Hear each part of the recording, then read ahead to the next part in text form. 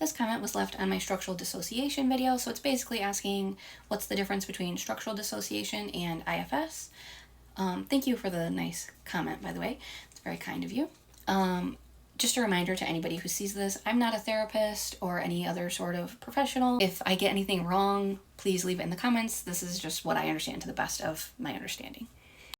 But my understanding is that IFS and structural dissociation are two different modalities or like theories for looking at human experiences. They are both parts-based theories. And there are other types, like inner child work can include parts work, but they are very different in certain ways, but similar in other ways. Both of my therapists like to utilize different modalities at different times, and so you might find your therapist uses both. I like both of these modalities and both of these views. So I'll try to list some of the differences. So IFS is a modality that believes everybody has parts, that it doesn't have to come from trauma or it's not like a pathology, that it's just normal and it's just all humans have parts.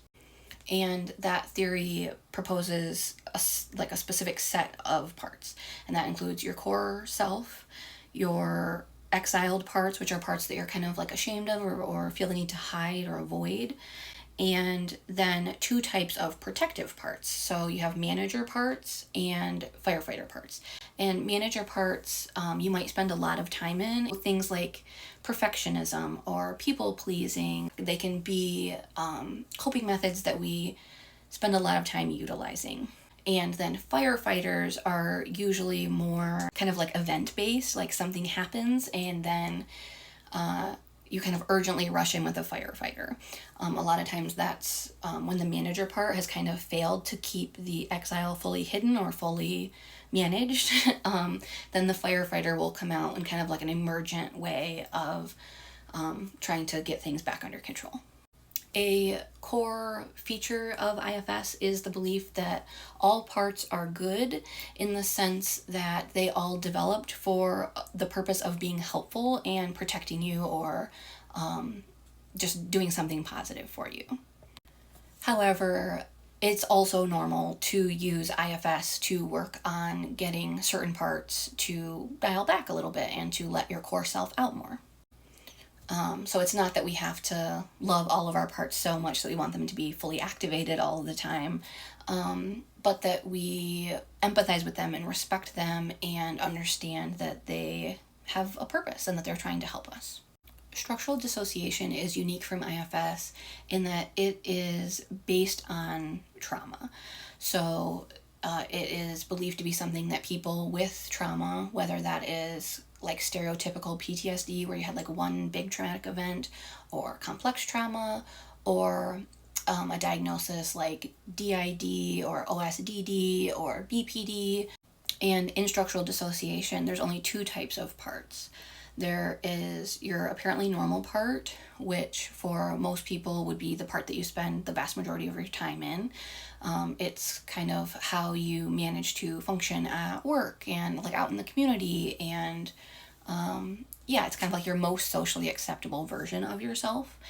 And then EPs are basically states that you can get into once you're triggered. It causes distress. Whereas in IFS, you might be kind of heavily in a manager part and not really feel distress. So for me, when I have a part gets triggered that is really, really distressing, I tend to use structural dissociation, the structural dissociation lens, because it can kind of feel like that is a part of me that doesn't really feel like me. That I have is a huge gaslighter, and that part doesn't feel like me. I don't ever want to gaslight myself. What it feels more like is like a part that has kind of been forced onto me from how I had to cope as a kid. And so I don't like seeing my gaslighter part as really me. And so for me, structural dissociation makes more sense for that gaslighter part. Whereas when I'm talking about people pleasing, I'm cool with using IFS language.